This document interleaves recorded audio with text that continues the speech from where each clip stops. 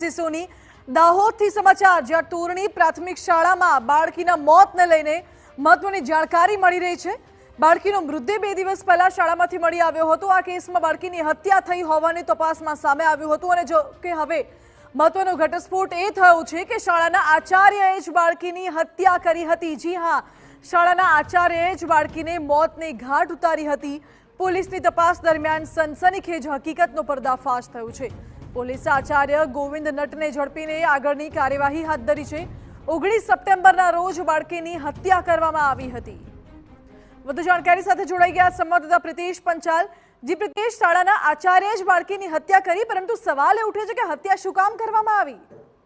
જી, જે 19 તારીખે જે તોરણી પ્રાથમિક શાળામાં જે ધોરણ 1 માં અભ્યાસ કરતી 6 વર્ષની બાળકીની મૃતદેહ કથળેલી હાલતમાં ત્યાં મળ્યા હતો। ત્યારબાદ તેને સારવાર લઈ ગયા હતા અને ત્યાં તેને મૃત જાહેર કરવામાં આવી હતી। પોલીસે તપાસનો જે ધમધમાટ છે તે શરૂ કરવામાં આવ્યો હતો। પોલીસ તપાસમાં અનેક શિક્ષકો, આચાર્ય સહિત બાળકોની પૂછપરછ કરવામાં આવી હતી। તે દરમિયાન જે પોલીસને એક મહત્વની જે કડી કહેવાય મળી હતી ને આચાર્ય ઉપર શંકાના આધારે તેને વધુ પૂછપરછ માટે એલસીબીની ટીમે અલગ અલગ રીતે પૂછપરછ કરી, જેમાં આચાર્ય પોતે તૂટી ગયા હતા અને પોતે કબૂલ્યું હતું કે બાળકીની પોતે જ હત્યા કરી છે।